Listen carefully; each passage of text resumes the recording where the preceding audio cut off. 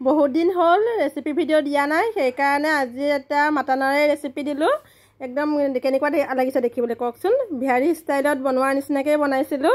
সঁচাকৈ বহুত ধুনীয়া হৈছিলে মাটনকণ।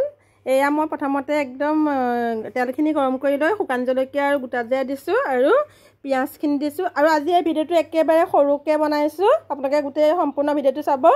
পিঁয়াজখিনি ভাজি হোৱাৰ পিছত গোটেই সম্পূৰ্ণ ভজা নাই পিঁয়াজখিনি, তাৰপিছত মাংসখিনি ধুই থোৱা মাংসখিনি দি দিলোঁ।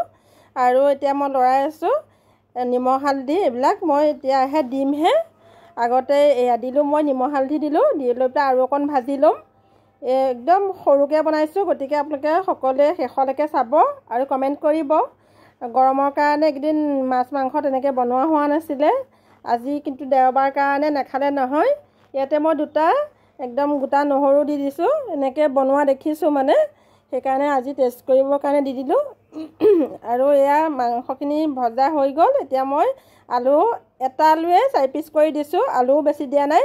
আৰু এইটো জোল নকৰোঁ আজি, দালি যিহেতু বনোৱা আছে সেইকাৰণে একদম জোল নকৰোঁ, শুকানকৈয়ে বনাম।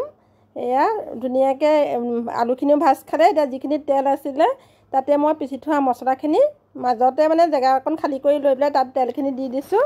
দি দিয়াৰ পিছত এতিয়া পিচি থোৱা মছলাখিনিও মাংসখিনিৰ লগত ভাজি ল'ম।